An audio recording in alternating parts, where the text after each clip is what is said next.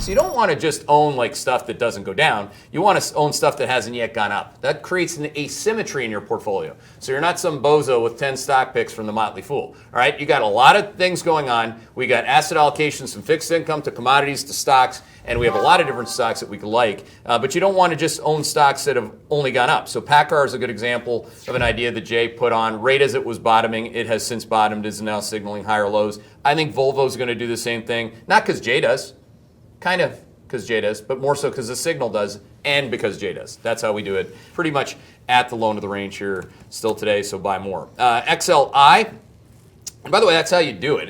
You don't need me to walk your dog or hold your hand and tell you what to do every day. I mean, we're giving you a framework that's playing at the highest level. You can call him. Ask Steve Cohen if I know what I'm doing. Would he have me on his team? You're damn right he would. You know, do you get to see what he's doing every single day? No, you don't.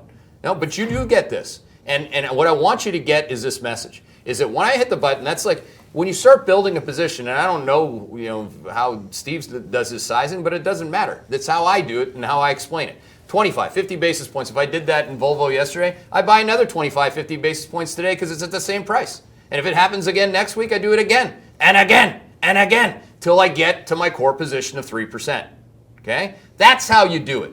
What I've learned over the years is with RTAs, we have so many people who have no idea what they're doing, or they're trained by the fool.com or whatever. I mean, I can empathize with that. But now I'm going to try to be a little bit more straightforward in the coaching. Not that I've not been straightforward before. Do free.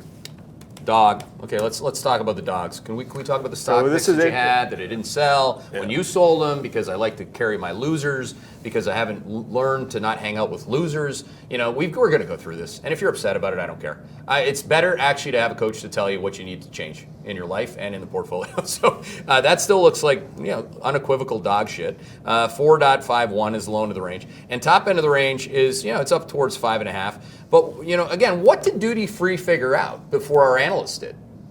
That the COVID was going to resurge and we weren't going to have international travel, right?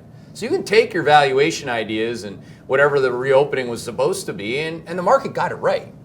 So at some point, I'll come back to that. That's not today. Okay. And again, one more thing. The alternative, so think of your capital the way that I do, or the way that anyone who runs money professionally should do, which is, again, every time you allocate capital to some flaming piece of shit that's going to only lose you money for months at a time, you lose the opportunity cost to own something easy like Microsoft that would have made you money the whole time.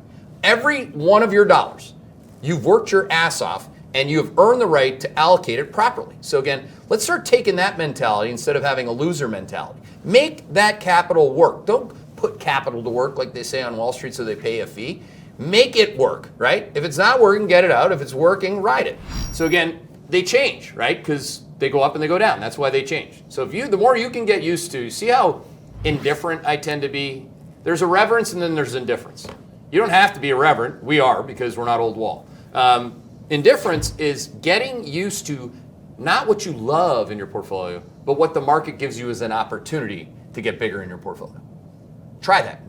Try it with real money, or do it with a paper trading account if you need to get used to that, and see how you do relative to your other self. Hey there, Hedgeye Nation, or if you're not part of Hedgeye Nation, thanks for watching Hedgeye on YouTube. If you haven't already, make sure to click on the button below there. Subscribe to our YouTube page. You can also follow the link in the description to our website to get even more great investing content.